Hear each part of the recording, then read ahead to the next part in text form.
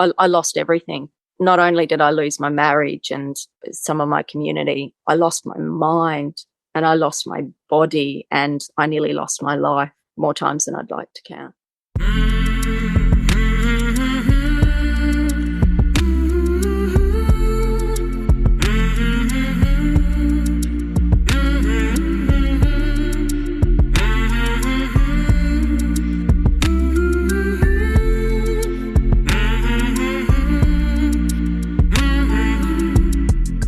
Hey there, my name is Sean, and this is Suicide Noted.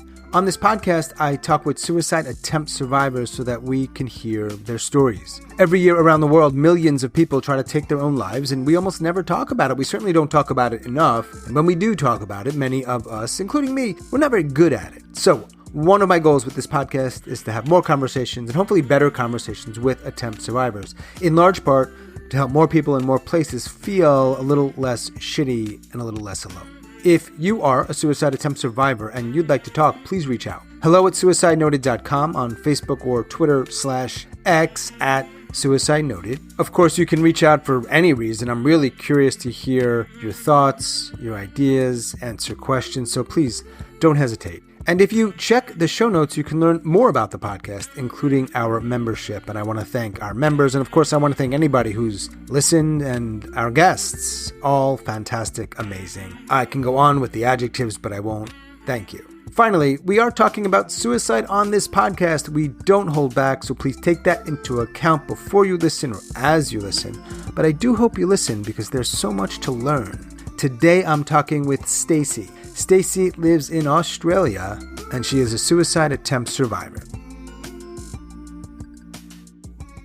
Hey, Stacey. Hello. Where are you exactly? Down under in Hobart, mostly down the bottom of Tasmania, the capital of Tasmania. Oh, no way. You live in Tasmania? I live in Tasmania, yes. The arse of the planet. Can we just talk about where you live for the whole podcast? Just the well, whole... if you want to. I don't know if I'm the best travel agent, but I'll give it a go. I didn't even know people lived there. I just thought it was a bunch of Tasmanian devils running around. It's fairly savage. No, we have approximately about 500,000 in Tassie. God, I probably got that wrong, but it's around that point. So it's really not a lot of people. Absolutely stunning country, stunning island. We're so fortunate. But we're not here to talk about that. Big old curveball. Not here, really. I mean, it might play some part. So we are talking primarily about suicide on this podcast. Yeah. Not a super popular subject to talk about. Absolutely not. Absolutely not. And even for those that are willing to have the conversation, there is nowhere to have it. It's a scary topic for a lot of people because it brings up vulnerabilities that we're not prepared to front. We're not prepared to ask the question of ourselves, and we're not prepared to face other people having that question, which is insane in my view. It makes me wonder why that is. Not why you think it's insane, why people have such a hard time with it. There must be some reason. I think there's a couple of reasons. Religion has a big part to play in it, that dictatorship of what we should do with our lives and God giving us something and we should honor it without the real consequences of what life really is. Life is brutal. Like for something that we can't conceive, this almighty God to tell us how we should live it just seems utterly atrocious. So for me, I think part of it is we get shut down by belief systems. That's not to say that people shouldn't believe in God, but I do think it's an impact.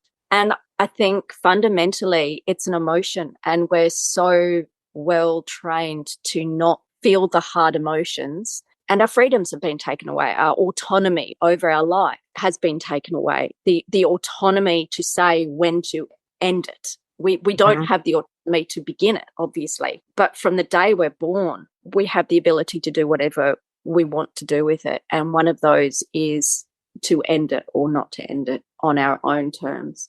So I'm going to make an assumption that you are not religious. No, I'm not. No. Not that I have anything against religion, but I've got a history with it. So that's enough. Figured that might be the case. Yeah. But that's not the same question as believing in God. One could believe in a God of sorts and not be religious, right? I think spirituality is the most amazing thing that any of us could possess. Spirituality is a connection, and it doesn't have to be with a singular God. It can be with anything. It can be a connection to the ground we walk on. And I think connecting to something keeps us alive. It helps sustain our life. But I don't believe, for me, that looks like believing in a God, in a singular God, just because everybody else does. Got a lot of God-fearing folk in this country. Oh, yes, I've heard. I've heard. I'm not even sure a lot of them are that God-fearing. I think there's something else going on. I think politics, power, and religion, it's like the three, where you've got God, the Holy Spirit, and Jesus. I think you've got politics, power, and religion. They kind of all sit the same. But that's okay. And look, totally not against anyone that chooses that as part of their life. I think if you can live it and live happily and not in everybody else's faces. To each your own, I guess, unless you're not hurting people, I think there might be a problem. But all right, that's a different podcast. I do this all the time because, I apparently want to have 7 podcasts, not 1. But, but this stuff does, for lack of a better word, bleed into just about every area. Some people tend to not want anyone to hear them when they're talking about this or anything else, maybe. So I imagine no one's around listening to you right now. No, I've got my kids are in bed, but they know that I'm doing this. I'm pretty upfront with my kids. I don't tell them all the nitty gritty, but I'm upfront with them, and they know that I was doing this. But would you believe it's 12:30 at night here? Oh, shit. How many kids?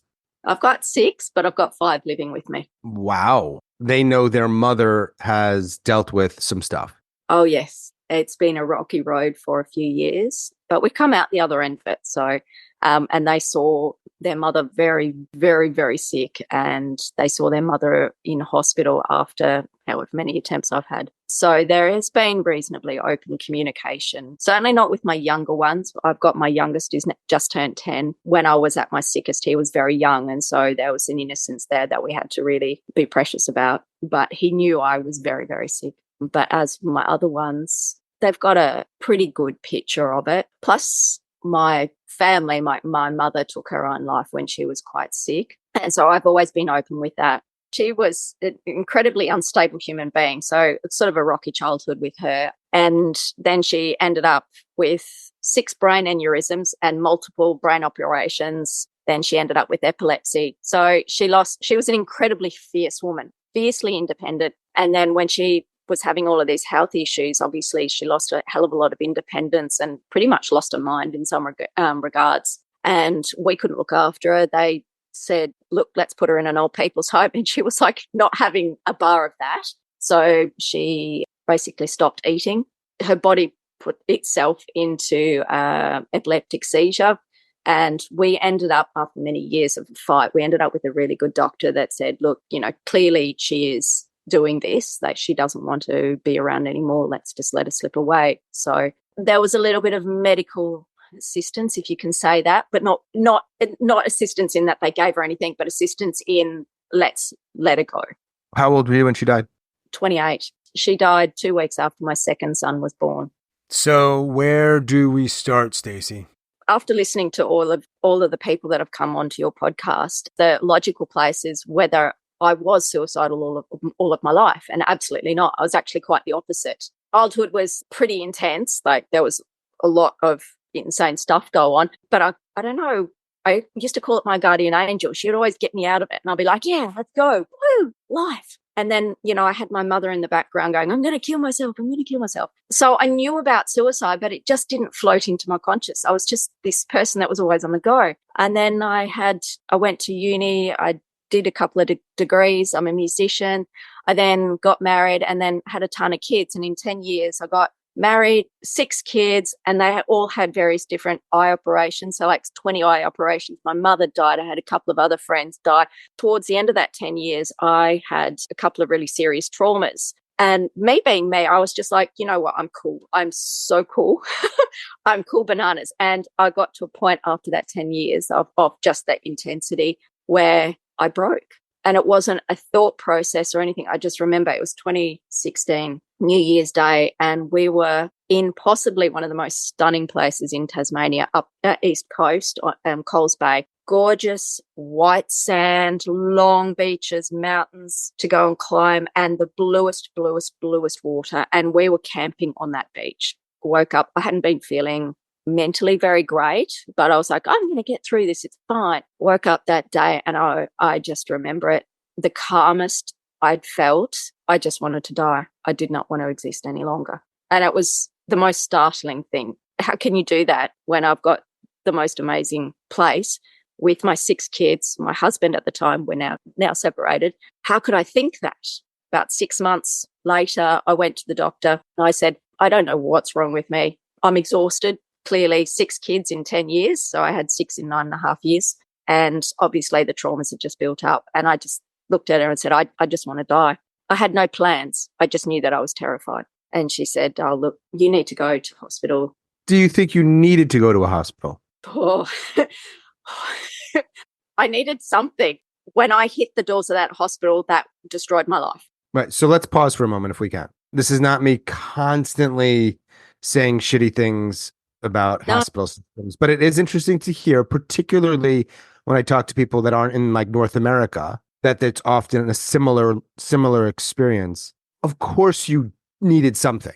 So when you say you woke up that day, your family, the beautiful place, you didn't want to live, but you were calm. You also said, and I think it was at that same time, you broke. What does that mean, you broke? I hadn't been very well for about 1.5 years, but I always had my push. So I knew that I was probably depressed and I was hugely traumatized, but I had power to power through it. I did everything that I could. I kept on top of my business with my kids and I tried to keep my marriage running, and we were trying to buy a house and I was trying to work and I exercised and I worked really hard to get myself mentally back without having any intervention, because I'd never been on antidepressants or anything in my life. I'd never had any intervention. No, I tried to go to a psychologist and that was ridiculous once. That day, it was like something had snapped in my head. It's like, none of this is working. It feels like you're broken when everything that you do, that you've researched, for good mental health and everything like that, doesn't work. And then suddenly your brain says, it's time to go. There's a difference the way I hear it. Yeah. And I'm really, really, for lack of a better word, exhausted, done trying, versus there's a little difference between that and wanting to die. Is there a difference for you, or is it really the same? I think it's a bit more spiritual level than just being, I'm exhausted, so I'm just going to take my life. I know exhaustion. 6 kids and those little buggers just didn't sleep. But when your entire body just feels like it's completely given up the ghost on you. And the other part, I was not the kind of depressed person that just laid in bed and couldn't possibly get out. It was like my whole body, my mind, my everything was continuing to go fast forward, and I had no control over it as well. Wow. It's terrifying. And it just got more terrifying as I got connected to a psychiatrist. What you just said, that's what you're going through. And there's probably other people that have gone through stuff like that in the world. Yeah. And you had the courage to get help. And when you did, from the words you shared before I cut you off, I'm really good at doing that. You got sent to a place that made things worse. And so what does that do to the psyche? I don't even know if I've got the words to really, truly describe what it does to the psyche. It has fundamentally changed who I am. And I know that anything we go through does change us through time. This destroyed an innocence in me about life and about people and about trust, the inconceivable nature of having innocent trust broken when you're, how old was I, 37? Not just that, I lost everything. Not only did I lose my marriage and some of my community, I lost my mind and I lost my body and I nearly lost my life more times than I'd like to count. And this all starts in 2016. What happens in that hospital? It wasn't the instantaneous, crunch of the doors behind you, poof, everything broke. But it was, I went in there in the belief, because that's what you do when you're innocent, when you go into these systems, particularly the mental health system, fundamentally a fucked up system. Sorry, am I allowed to swear? Yeah, sure. What we are taught through every form of media, through everybody's mouths, is trust the mental health system. I think the one that really got me and has probably damaged probably the rest of my life is, I care for you. I know what's best for you. I care for you. You are so sick. The psychiatrist that I was under nearly killed me that many times just by negligence, but also that force of nature of, clearly I don't know anything about myself. Right. How long were you in the hospital that time? Do you recall? My first foray was in a private psych unit here, at the glorified nursing home, it became known. Went for about 8 weeks, was diagnosed, strangely enough, with an eating disorder and depression and anxiety. Now, I didn't have any belief that I had those things. I'm pretty certain that I knew I had anxiety because I was just so exhausted. But none of those existed in my life. I'd lost a significant amount of weight because I was severely stressed and exhausted, and I'd worked just really hard to try and keep functional. So I just lost a lot of weight. So they were like, "You look really little. You've got an eating disorder." They put me on so much medication. So they put me on antidepressants. I can't even remember what they are now. An antipsychotic, and probably some sort of diazepam or Valium or any number of those. I wasn't sleeping. My brain changed as soon as I started taking that medication. Not in this huge like psychosis, but that's when I started trying to take my life. I started self-harming really severely. Yeah, and that was within, just within a couple of months. I think it must have been mid 2016 I went in, and that was my first, was 8 weeks. I then came out of hospital and I was just a wreck still. And I think I lasted about a week, and then I was sent back in. And that then was pretty much my existence until 2021. Well, what exactly was your existence? Revolving door of hospitals, being put in involuntarily, putting myself in, and it just that for various different reasons.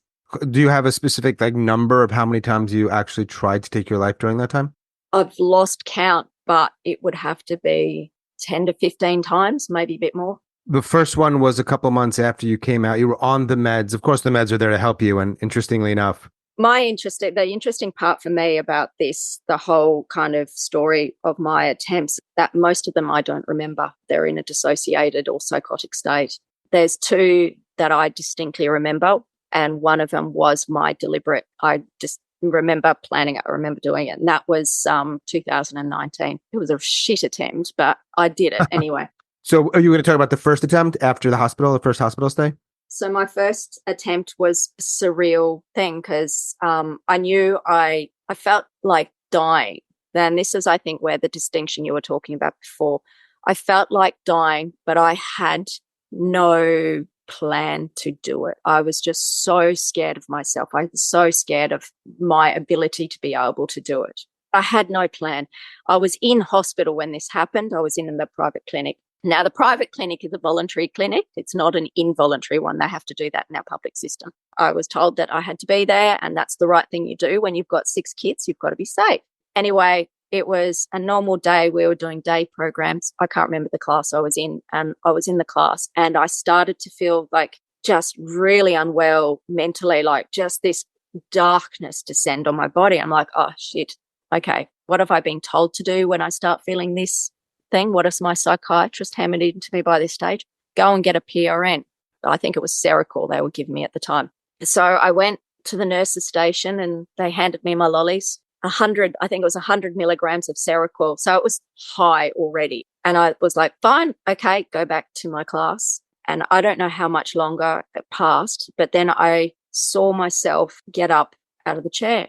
And then I watched myself walk down the hallway into my room, which was a bit of a walk. Just watched it all happen. I had no control. There was no thought process. There was nothing there except me going, I'm walking down the hallway. Went into my room and then grabbed an article of clothing and I strangled myself with it until I passed out, and then was later found by, this is where the shame comes in for anyone that's done this, I was found by one of the cleaners, and then the nurses managed to get me awake, and I was rushed to the public hospital, imprisoned, I call it, there for 3 weeks. I had no idea what I had done. It was shocking in the sense that when I hit the public hospital here, I had the psychiatrist say, how dare you do this? How dare you put your psychiatrist through this? I was just sitting there going, I don't even know what happened. But even if you did know what happened, I don't have words to describe how I feel about someone saying that to you in a hospital. Most of your attempts you don't remember. That one you remember, but you're sort of out of body. Yeah. I really believe it was a reaction to the medication, to be completely honest. In between 2016, 2019, there were some attempts you don't remember. 2019, quote unquote, a shit attempt. Your words, not mine. Was that also by trying to strangle or hang yourself? No, the rest of my attempts have been overdosing. And what was the most recent one? The most recent one was 2021, and that was, I actually should be dead. My body, again, it was under a dissociated, I assume, under a dissociated state, and walked myself to under this beautiful bridge that we have here and took medication and then woke up in hospital. I'd gone into liver and kidney failure, complete failure. So then I spent 30 days in the ICU here with them saying, look, we actually have no idea whether you'll survive. It's likely that you'll die. We've got you on dialysis. Yeah, I spent 3 weeks in ICU, amazing nurses. And then they said, we can't do anything more for you. You're not critical care, but we'll probably move you to palliative care. And then they moved me to a general ward. I think it was like gastro. And within 5 days, I'd completely recovered.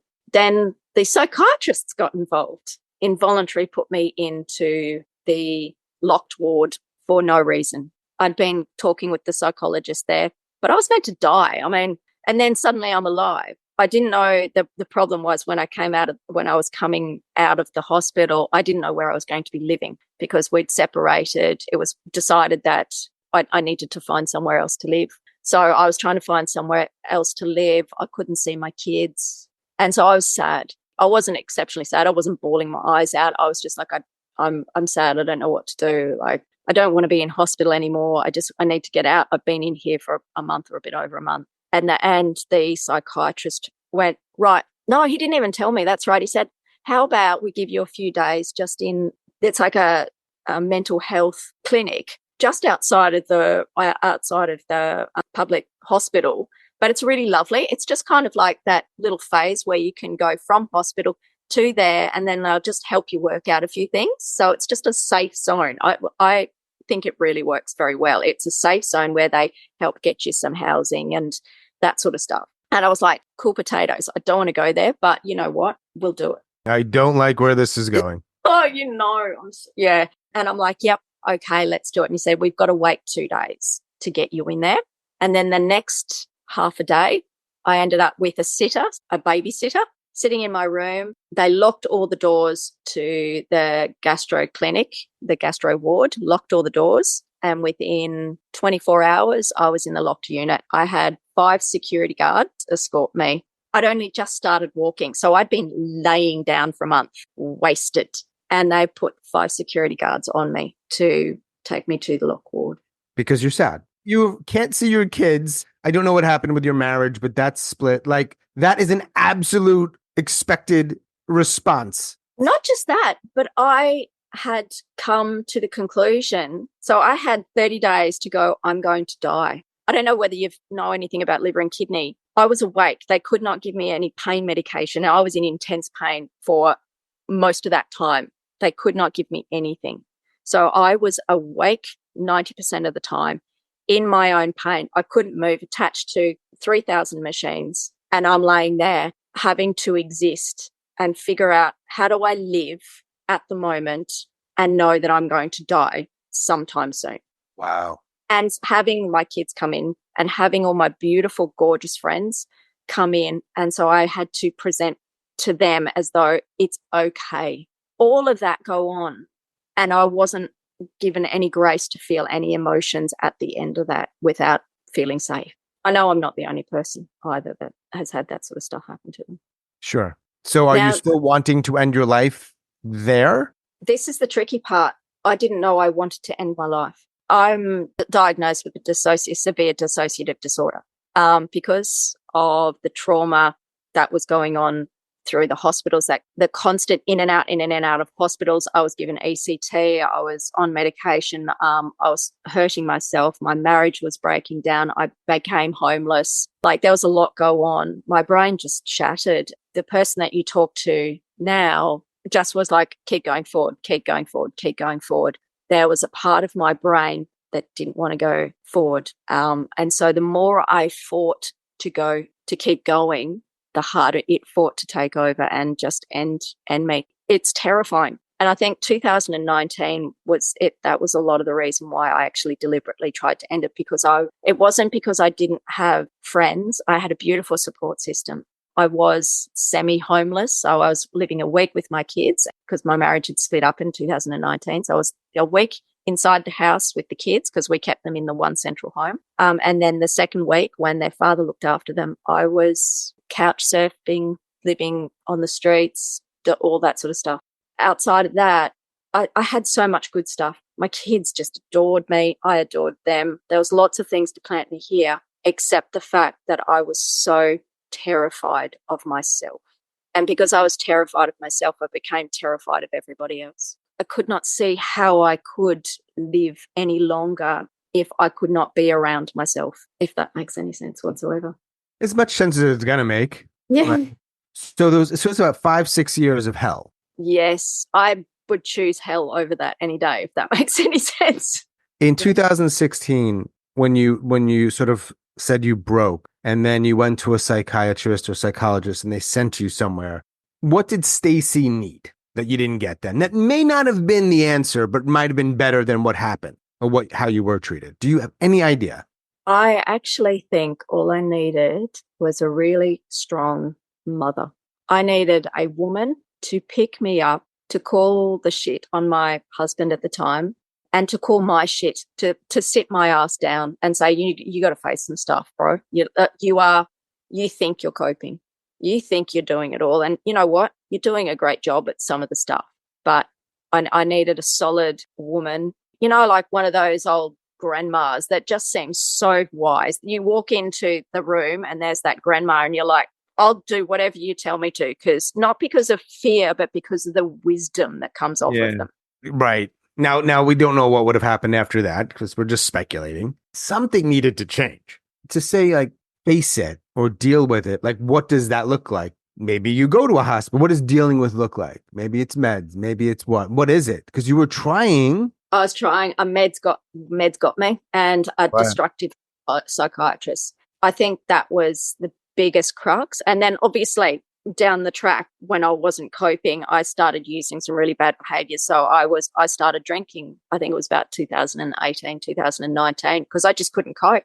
But in 2016, a psychiatrist that took my power away, and medication. Don't get me wrong. I think medication's there for the people that it works really well. I've had friends on some pretty big medication and it's changed their life in a really, really good fashion. I'd never been on it in any part of my life. I don't think I'd suffered from severe depression. I think I'd had drifting in it out of postnatal depression in my life, but I got myself out of it.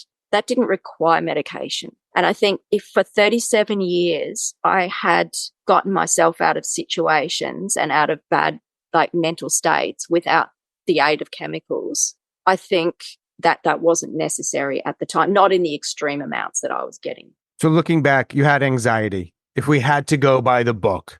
Anxiety and adrenal fatigue. Do you still have those and or the disassociative? I still have dissociation and it can be severe, but not in the dangerous sense. But it does impact on my life every single day now. My brain has changed significantly. Anxiety, yes, but I think that's a nervous system issue. Like, my nervous system needs help. I'm doing 1,000 times better. Don't get me wrong. My life is incredible. I don't think I'm depressed at all. We all have a nervous system, obviously, and some of us can do a really good job at regulating it and others lose the ability of it just because, I think medication had a role to it because it took all of that away. And obviously the amount of overdoses and ECT also had a huge impact of that.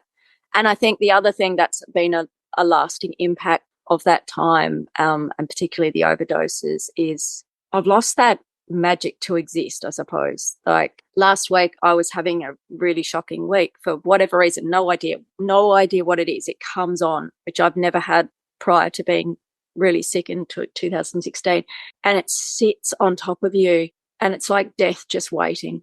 I suppose it is a form of suicidality without any action to it, but it's so heavy. It's the heaviest weight because you're having to learn to exist with that and also still be around for my kids and try and figure out why is it like that now. That's another thing coming out the other side too, is they talk about it. Even the beautiful people that I have in my life, make sure you reach out. You can't. And there's multiple reasons for that. It's not just that people don't want to hear it. Nobody's got the time to hear it. Yep. Yeah, nobody's got the time. And it's not because they don't love you. It's not because they don't care about you any less. It's just their bucket is full already. We live in a world where we're all walking around with full buckets. Exactly. Like we could have a longer, different podcast conversation about sort of the industrial complex and capitalism and all this stuff that feeds on people being really busy. And so they have to make these choices. Understandable sometimes. Like if they want to survive, they have to do X, Y, and Z. And one of those variables does not include always making time for other people in their lives outside of maybe their nuclear family and their boss. Yeah. Even in my childhood, even though it was really harsh, I lived in the bush. I actually come from Queensland, so the top end of Australia. And I lived in a caravan for the first 9 years of my life. And all I had was my mother and my father. I had my sister and I had my animals and I had outside and, some toys, whatever. And I had the earth under my feet. I went barefoot. I was connected to the earth. At the end of the day, that's actually all I ever needed. Now you can't get that, not in abundance, because you've got to do, and it's not just being an adult, because I watch my children and they have to tick all the boxes. They have to tick all the boxes for school, with their friends, all this social media, all the phones. And then you add one more thing to it and people break, and sometimes they end their lives and sometimes they get through it like you did. Did we even talk about how you actually went from 2021 to today? How did you get through it? How are you here? I was very isolated and not at the same time. So I got completely dumped by the private mental health sector in Tasmania because I became too complicated. And, while that sounds really horrendous, it sounds really shocking. It was the best thing that could possibly happen because I stopped being shoved into places. I stopped the medication. And then I found a place to live next to my sisters, a beautiful, beautiful person I owe my life to. We just got talking and he said, "Oh, look, what's going on?" I said, "Oh, bloody well looking for a house." I'd been really, really struggling. This was about 6 months after coming out of hospital, my last attempt. So still recovering at that stage. I was still recovering from kidney and liver. I was trying to look for a job because, in our economy, you still have to work while you're really significantly sick and looking for a place to live. And he just said, "Look, I'll charge you $100 a week. Come and live out of one of my rooms." Incredible person. So he also suffers from really significant mental health issues. And so he gave me this really safe place like I'd never had before. Mm-hmm. And he accepted every ounce of me. Neither of us accepted poor behavior from each other. It's just there's a difference between accepting a human and accepting behavior. But he got what it's like to be so scared of yourself. He understood what it's like to just want to completely end it all and live at the same time. He was a friend of your sister's? I didn't catch that. Next door neighbor. Oh, wow. I met him at the clinic that I'd been going to like a couple of years ago. And we just got chatting. And he played the guitar and he'd put me to sleep because I wouldn't sleep. And he'd start playing guitar and I'd just fall asleep in the lounge room. And so we just connected over creativity, over music. But we didn't see anything after that for years. Yeah, and we just got talking and he had a spare room and he gave it to me. And for about a year and a half, I lived there. I really wanted my kids back. I still didn't have my kids at that point because I was living out of a room. It wasn't because I wasn't functional. It wasn't because I had bad rapport with my kids. We absolutely adored each other. We went through some really hellish times, but it was because I lived out of a room. Nobody has 5 kids in a row. Anyway, about a year and a half, I'd gone through hell trying to get myself to recover. And I'd gotten some money out of the separation from my marriage. And so I used that to get my own place, just renting. I finally got my kids back. It's just been like magic, like really painful magic. So painful because you're still living with the terrorist. You're still fighting yourself every single day. My aim was I never wanted to end up in hospital ever again, facing all those beautiful people thinking that it's not so much that they'll miss me or anything like that, but I never wanted to see the tears in their eyes like that ever again. It doesn't take away from the fact that given the right circumstances, I would take my life in my own time, on my own abolition. It's taken it's 2024, 2 years of really solid work to get me here on my own. I've only just recently got a psychologist, and she's old. She's really old, so she's old school. She doesn't take your shit, and we're just working on getting my nervous system back so I'm not terrified of everyone all the time. No medication. I asked her about a psychiatrist, and she's like, hell no, I don't trust him either. I went, I love you. May have found the right person. How often do you ideate these days? And I know that might be a tricky question if you disassociate, but it can be at least once a month. Okay. And some months are more serious than others, but it's never been anywhere near as close as what it used to be. Now I'm recognizing, I can see myself recognize those thoughts. I hold them close because I think it's important, because I think if there's one lesson that I've learned is that if I let things escape me, if I just brush those thoughts aside, and they go to a really dangerous place. I need to keep them close and see them for what they are. And also, I'm not scared of death anymore. It's not death that I'm ever scared of. It's being alive and severely disabled, losing my independence that I'm more scared of. And I think that's probably what holds me at bay from doing anything outside of my children. So are you in a home with them and you live with them in a house or a home or an apartment or somewhere? Yeah, in a house, little 3-bedroom house. There's 6 of us in here. Kids share a room all together. And because it's week on, week off, they go to their dad's every second week. I sleep on the lounge room when they're here, but it's great. I wouldn't change it. It's my house. I've got nobody taking anything from me. It's amazing. Doesn't take away the long-term damage. Why did you look for a podcast with the word suicide in it? Recently, or was that dating back some time? No, it wasn't. Look, on and off, I go through these periods where I question myself. I'm like, why do I feel this way? Why? I'm an inquiring person. I love researching. And my most favorite thing is researching people, because I know I'm not the only one on this bloody planet. And I know that I learn the best through other people's stories. And so it was 4 or 5 months ago, and I'd been listening to various different like mental health ones that are driving me crazy because it's just breaking down nervous systems and shit like that. And I'm like, suicide. I need to know why suicide? Why me? When I went from that to that. And I'd known people that had ended their lives. And I knew why then, and I totally accepted it, but I needed more. And all that came up on Spotify was just these really clinical reasons not to. What do you do when you are suicidal? Again, not something I wanted to know about. And then I think it was about 2 months ago, I must have dialed it in again on Spotify, and yours just came up number 1 like that. Clicked on it. It was just like, you know how you see in cartoons when somebody gets an idea and the light bulb goes off? It was like that. It was just finally. And I just got listening, and I haven't really stopped. Oh, really? There's been so many people from your podcast that have taught me so much about their perspectives, but also solidified a lot of my own perspectives. And that's really affirming. It's not about making your truth the truth, whatever it is, but it's making your thought processes sound less bloody crazy. Yeah, for sure. So all I can say is thank God for you and your podcast. Thank God for honest speakers and brave people. One of the many interesting parts was that most of the people that I heard were sitting in their cars. I'm like, I don't drive. I don't even have a car. God. Yeah. Something about the cars, yes. Yeah. Well, I think it's isolation. I think it's, again, you know, your podcast is there to try and get people's stories out there. But yet there are so many people that it's either their very first go at getting their story out there. And so they stay in their cars and privacy. How many people know we're talking other than your children? Some of my kids, just them. And it's interesting because obviously we've been sort of communicating for a little bit about getting a time. So I had plenty of opportunities to tell other people, but it's a little bit like, well, who do I tell? Why would I want to say anything? They already know the story. It's not like I've had to hide my story, but it's almost like I needed this to be untainted by other people's thoughts or viewpoints. And I didn't want praise over it either. Oh, that's very cool. That's very honourable, because you do hear people say that about other people's situations. It's actually not any of those things. It's just honesty.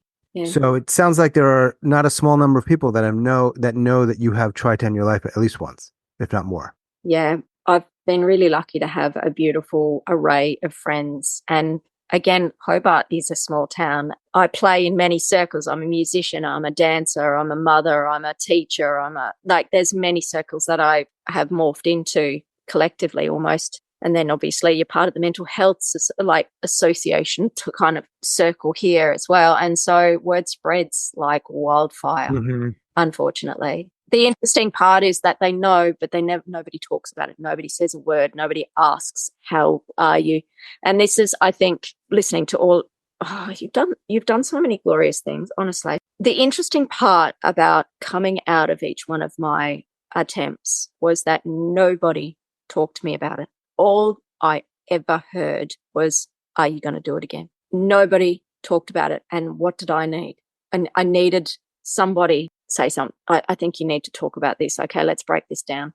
I had one friend that let me talk about it, but she's a psychologist. So I went and did the opposite, and I'm like, let's just talk a lot about it. Let's just break every rule, ask why. You're not supposed to ask why. I was like, you can ask the question, and the person could say, I don't want to talk about that. You don't have to ask like an asshole, but you can ask. Who are making these rules? Who are making these rules? You can't say this. You have to say, I get it. They're guidelines because people don't know what the fuck they're doing. We don't learn how to communicate. I understand all that, but we don't know how to hold space for anyone. We're terrible at it. So you don't have, as we speak today, many people, if anyone, to talk. You have the old psychologist. I don't mean to be mean. She just happens to be older. She's old. But you also but you're also paying her. The dynamic might be a little different, but it's somebody. But who else do you have in your life to talk to? Maybe it's not like we're talking, but it's not nothing. You know what I mean? The S word. Oh, look, I have some really good close friends, but I wouldn't say, you know what, I need help. I'm suicidal today. Risky. Because their buckets are all full. You know, we all care about each other. And it's not that I'm scared that, actually, no, I am terrified if somebody just called the police or that's one thing. That's probably a lot of why I won't say a thing about it, that if I'm really not coping very well at the time, no way I'll go back there. No way. Yeah. I think that people feel that way. I don't talk about it. What doesn't come up too much is that the fear of having gone through that and not wanting it again. So you don't talk about it because somebody might do this or that and they have the power to do that. That's what we're taught to do. If somebody tells you that they're suicidal, make sure you get them help. But then the next part of the conversation we rarely hear about. The next thing was actually they did that, and then you started talking, and then the police came, and then you were in the back of a car against your will, and then you were hospitalized against your will, and then you were treated like shit, and then you were given a bunch of medication, and then someone shamed the shit out of you, who's actually a medical professional, and then 3 weeks later, 2 weeks later, 1 week later, you get out and you don't have any resources. Hey, was that part of the conversation? Now, am I being a little extreme? Sure, to make a point, but it is not a super uncommon scenario. Do you know the other thing that they'll do? And they did it to me as well. And this is the other thing that scares the absolute shit out of me. A couple of my attempts, they'd actually reported me to child services. Now, I did nothing around my children. This was my off week. My ex had the kids that week, reported me to child services because I'd had an overdose. They did not have the conversation with me about children. I said to them, please call my ex. He will be up front with you. No, They didn't do that. And I'm not the only person that this is done to. Not only do you not get support in terms of what can we do to help you? Okay, we're shoving you into hospital. We'll dose you up to your eyeballs. We won't listen to you. Oh, and we might take your kids away. Right. Would you like to do any more damage? And hey, make sure you come back if you're ever feeling down again. Oh, and if you don't come back, we'll actually put you under the tribunal and then you'll be part of the mental health service and we'll come to your doorstep every week to make sure that you're doing the right thing. So you wonder why people might not want to be a part of that system. I had them chasing me, taking me out of my kids' appointments. They had no right to. You hear it so many times. I've heard so many of the people that you talk to say, if you mention anything about being suicidal, it's straight involuntary. And so you learn to lie. Guess where that lie gets you? In an attempt situation. I think some people have counselors, I didn't, but some people might have it where they can talk about it. And but you have to be very clear. Like, I don't have a plan. There was one lady, oh my God, she was incredible that I listened to. And she had this amazing relationship with her therapist. Right. Because she gets incredibly suicidal, particularly when it's wintertime.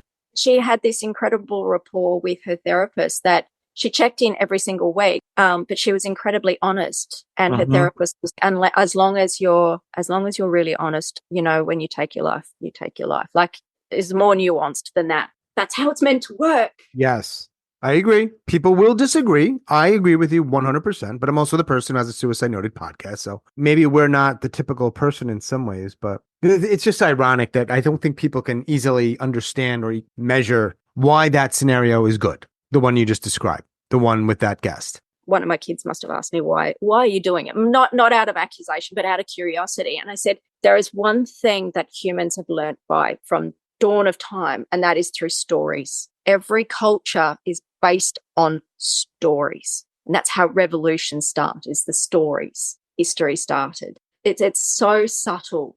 So you have children, you have music, you have dance. What is your favorite instrument? I am a piccolo player. Teeny tiny flute, but much cooler. It's a much cooler thing. And is there a particular kind of dance you most enjoy?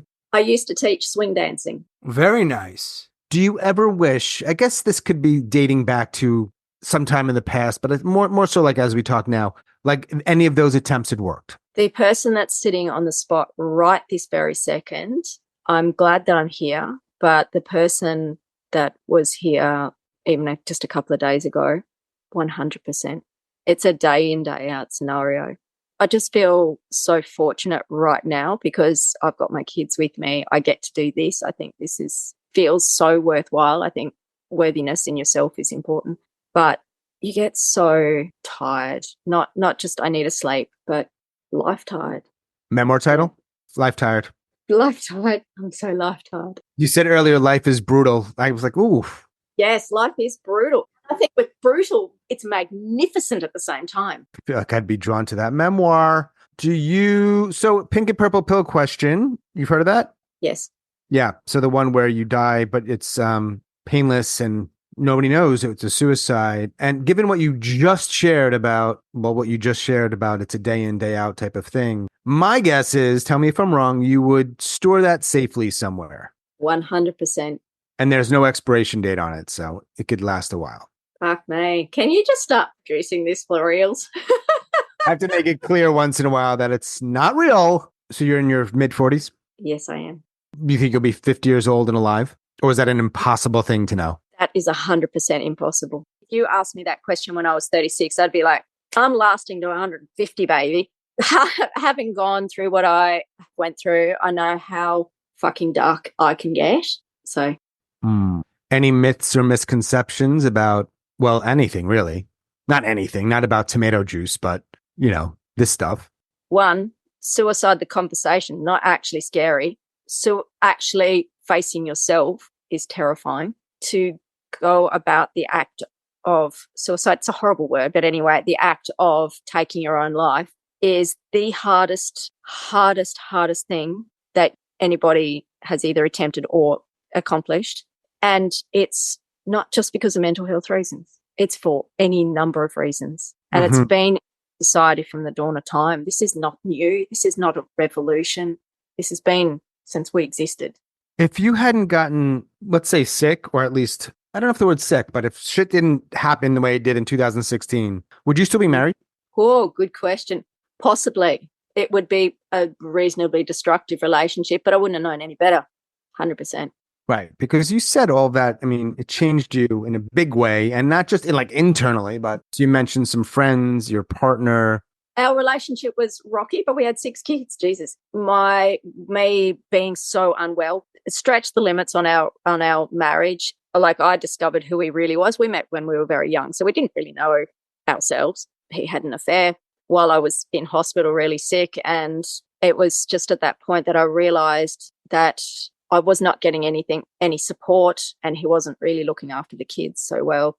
On the other side of that, I was a shit show.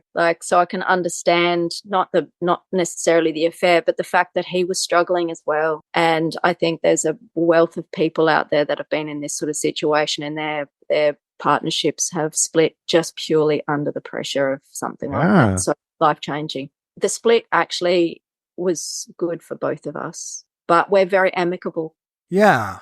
Any others? It's not about testing my limits or holding space for myself over suicide. It is purely because stories need to be told and connections need to be had. I felt like I've connected with you over the last couple of months, and even though you don't tell a huge amount about your story, I feel like I owe you just that little bit more. And all those amazing people. Well, given that you will answer seemingly any question, is there a question that I should ask or you want me to ask you? Or perhaps as you've listened to other guests, you thought, he never asked a question, and I want him to ask this question. Oh my God. Look, I'll think of one and I'll type the answer to you. How's that? Yeah. You can just read it out at the end. I think the one thing that you do probably best of all of the stuff that I either read or listened to is the fact that you highlight that for anyone that's survived or even died via suicide, that it's not just a singular story. It encompasses so much more of the human being. You've highlighted that that person that has attempted isn't somebody that's tried to kill themselves or taken them off the planet or has heinously tried to take themselves away from people. They're so three-dimensional, these people. And I just honor the people that have attempted and still suffer every single day. Yeah. And they still go ahead, because I've got a glimpse of it. I'm not saying I'm like that all the time, and I certainly wasn't before. I think every single step that they make forwards is the most precious thing for themselves, not for any other motherfucker out there. Right. And I'm drawn to them. I don't know why exactly, but I am drawn to the person who's suffering and just keeps trying. It'll be wonderful to see the day where we can actually have our true autonomy over whether we live or die and have that power for ourselves. There are some places, little pockets where it's moving in that direction a little more. Is there anything else you'd like to share before we get back to our lives? I know you're going to get some sleep, I hope. Oh, I might do. I love night times. It's amazing. There is one other thing, sorry, just thinking about it and dealing with my kids with this.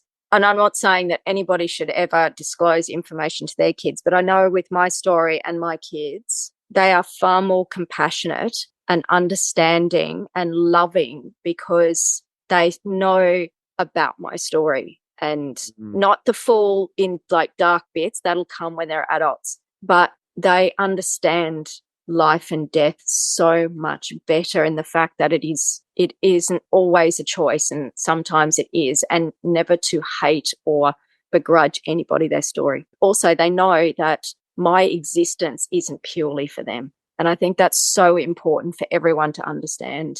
We should not begrudge somebody's autonomy because we think we deserve them. Yeah, they've been through the ringer. And, when I was telling them about this, they were like, they celebrated it. They really did. And I've got my 17-year-old, my 15-year-old, and my 14-year-old. Those are the three that I told. My 19-year-old is currently in the UK. They celebrated me telling my story because it's not hidden to them. I know when I found it and listened to the first story, I went from kind of just this very low mental state to almost euphoric. Wow. The euphoria of connection to all of those other people that are doing exactly the same thing, trying to discover. Because you're hearing some pretty heavy stuff from people's lives, like how do you walk away from what you're doing right now? You turn off that computer, you walk away with somebody else's baggage. Like, how do you? It's not baggage to me. I think mostly for better, because one, I can just do it with some objectivity. And two, no, it's not as if, I can only talk once a month because it's so heavy for me. And like, no. And I'm like, cool, that was a cool conversation. And when I edit it, that'll be interesting. And do I sound so like too matter of fact about it? 100% no. It's actually really refreshing because you get so surrounded by people. They get so impacted by other people's stories. Yeah, like you're not going to trigger me. Good. You can say whatever the fuck you want. I don't know if that makes me like not normal or not human. But we don't spend almost any time having real conversations about certain things. So when we do, I'm like, I like it, which is fucked up because people would, if they misinterpret that. So also you like talking about when like no, I'm not saying I want people to end their fucking lives. I'm not saying I'm enjoying someone's pain, but it's like a veterinarian isn't necessarily praying dogs get hit by cars. Dogs get hit by cars. I know people are in pain. Let's talk about it. I don't know. Like, it's so fucking easy and straightforward. I don't understand why. This is why I like half joke. It's like, you've got to be kidding that it was me that started a podcast like that. I think you are safer at living in reality than a lot of other people. Maybe. The realities of life is that we're born and we die, and there's shit in the middle of it. And it's what we do with that shit. Our feet are on the ground. That's a reality. We haven't got wings. We can't fly. Let's get that out of our head. It's a lovely idea, but that's not reality. Why can't people just talk about it? They're scared. No, it is. We're so terrified of our own emotions. We're so terrified of everybody else's emotions because that's what we've been taught. Unfortunately, getting back to Big Pharma and the psychiatry and that, oh my God, you're feeling emotion. Let's get a tablet into you. Let's dumb it down. And then we've got a society where we have addictions. I had an addiction to alcohol. I tried to dampen down. It's all gone now. But we're taught to dampen everything down because it's all fucking painful. Same thing with suicide. The only thing that we can talk about is the joys of life, or whatever they look like. Probably a lot of mine would have not existed because of the secrecy that was inside of me. I had to be secret. Because what would happen? It's true. It's the same with addictions. We're secretive about our addictions because people won't talk about it or can't talk about it. People don't want to hear about it. Do you think talking about suicide the way I tend to talk about it with people might lead them to end their lives? If somebody did come along, have a conversation with you, and then eventually they would have done it fucking anyway. And you know what? You probably gave them some peace at the end of the day. But this is the problem that mental health has had in the last several years, is that it became clickbait. It became so sensationalized that we're all talking about it in completely the wrong fashion. So in Australia, I don't know whether you have it in America, but we have something called Are You OK Day. Okay, I can't handle this. I can't do it. We spend a day wandering around Australia, like checking in with people we don't know, going, Are you okay? That's it. No.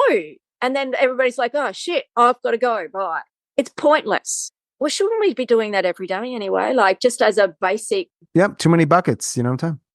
So as soon as it hits big time news, as soon as it hits everybody's mouths and every single person on the universe, it's destroyed and the proper conversations are destroyed.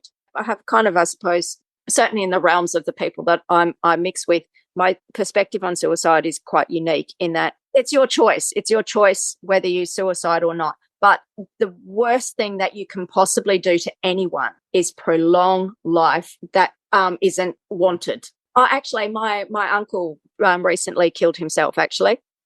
He's very old, so in his 70s, and he had throat cancer. They had it for years. He'd just come back from the hospital. So he's in pain, doesn't have a lot of pain medication, just really suffering. But his bloods were fine. So he was going to last for, I don't know how long. He sorted his affairs out, didn't tell anyone, went and ended his life. It's because he was denied a nice, safe, smooth way of ending his life. Why would you want to live like that? Now, that's a physical issue. Why can't we look at mental health issues the same way to a degree? Another part of the conversation that we don't hear too often is so often people will still do it. They'll just do it in ways that are horrible. Like with zero, yeah, exactly. So instead of it being a way where maybe you're injected with something and family and friends are around and you're comfortable and there's no pain. I think if we were to actually talk honestly about the reasons why people don't end their lives, it's because we then start asking questions. We'd start asking questions. We don't, the system, whatever that institution, the system, sure, whatever, don't want us to ask questions because they've got us nicely planted under their thumb. They've got us in a beautiful position of compliance. It's causing people to die and be in a lot of pain. But causing them to die in the dark. What sort of death is that? Thanks for talking. It was very cool. It was nice to meet you and actually see your face rather than just listen to your dulcet tones. Thank you very much. 100% appreciated it. Even at, what time is it now? 3:00. I would be fast asleep, but hey, you do your thing, middle of the night in Tasmania. Thanks again. Appreciate it. Nice meeting you, mate. And I'll keep listening. Thank you. Awesome. Take care. Bye. Yes, see ya.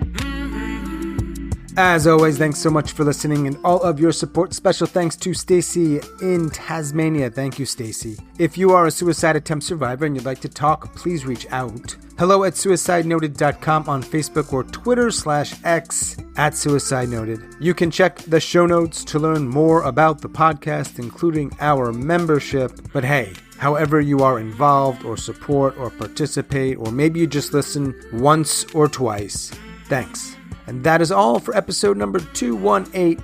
Stay strong. Do the best you can. I'll talk to you soon.